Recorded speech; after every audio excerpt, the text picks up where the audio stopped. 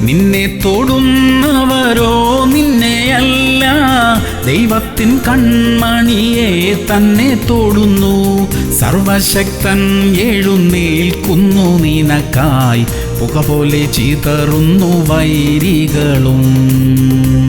ആവർത്തനം 30:14. നീ അനുസരിപ്പാൻ തക്കവണ്ണം വചനം നിനക്ക് ഏറ്റവും സമീപത്ത്, നിന്റെ വായിലും നിന്റെ ഹൃദയത്തിലും തന്നെ ഇരിക്കുന്നു. പ്രിയമുള്ളവരെ, തിരുവചനം പഠിക്കണം, കാണാതെ പഠിക്കണം. അത് എപ്പോഴും നമ്മുടെ ഹൃദയത്തിലും നാവിലും ഉണ്ടായിരിക്കണം. ഓരോ സാഹചര്യത്തിനും യോജിച്ച വാക്യങ്ങൾ നമുക്ക് ഓർമ്മ വരണം. അത് പരിശീലിക്കണം. തിരുവചനത്തിലൂടെ ദൈവം നമ്മോട് സംസാരിക്കുന്നതാണ്. അത് തക്ക സമയത്ത് നമ്മുടെ ഹൃദയത്തിൽ മുഴങ്ങിക്കേൾക്കും. ആ വചനം നമ്മുടെ തീരുമാനത്തിലേക്കുള്ള വഴികാട്ടിയായിരിക്കും. പ്രാർത്ഥിക്കാം. സ്വർഗീയ പിതാവേ, അവിടുത്തെ വചനം നന്നായി പഠിക്കാൻ ഞങ്ങളെ സഹായിക്കണമേ. ആ വചനപ്രകാരം തീരുമാനങ്ങൾ എടുക്കാനും നന്നായി ജീവിക്കാനുമുള്ള കൃപ ഞങ്ങൾക്ക് തരണമപ്പാ. യേശു ക്രിസ്തുവിന്റെ നാമത്തിൽ തന്നെ. ആമേൻ, ആമേൻ, ആമേൻ.